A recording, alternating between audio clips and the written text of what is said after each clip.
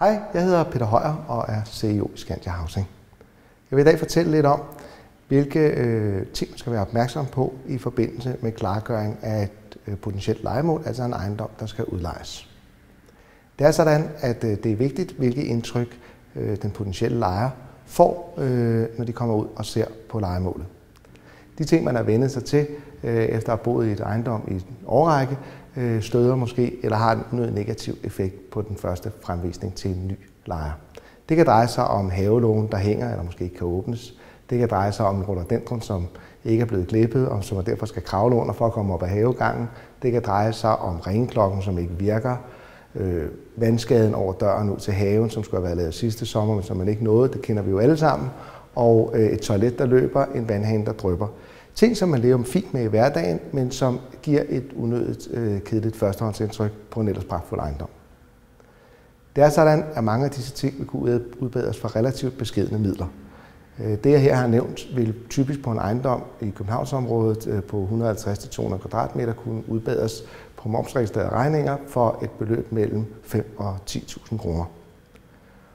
De giver en række fordele at gennemføre de her ting. For det første får man langt større grupper af interesserede lejere, hvilket betyder, at ejendommen vil kunne udlejes væsentligt hurtigere. Det kan også betyde i mange tilfælde, at man får en lidt højere og i nogle tilfælde noget højere husleje, fordi ejendommen fremtræder meget mere præsentabel.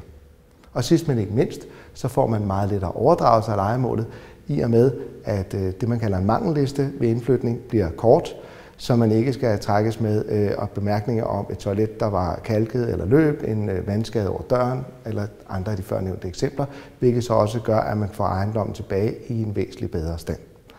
Scandia Housing har flere medarbejdere, der er specialiseret i at lave det, vi kalder et kvalitetstjek, det vil sige har et kendskab til gennem mange tusind lejemål, hvad er det for nogle ting, der er vigtige og som gør, at lejemålet præsenterer sig bedst muligt. De kan også rådgive om, hvad man ikke skal lave, fordi det kan godt være, at man selv har en idé om, at de 2 tagsten, som ligger skævt bag ved skorstenen eller vindskeden, der skulle have været malet sidste sommer, er vigtigt at få lavet. Men det er jo ikke noget, som en potentiel lejer vil lægge mærke til eller føle sig generet af, eller som har noget betydning for glæden ved at bo i huset. Som I kan forstå på førnævnte, er det rigtig, rigtig vigtigt, at den potentielle lejer får et godt førstehåndsindtryk af ejendommen. Som amerikanerne siger, you never get a second chance to do a good first impression. Jeg håber, I kunne benytte alle, eller i hvert fald nogen af førnævnte råd, til at få en lettere, hurtigere og bedre udlejning. Jeg vil gerne på Scandia Housings vegne ønske jer rigtig meget held med udlejningsbestræbelserne.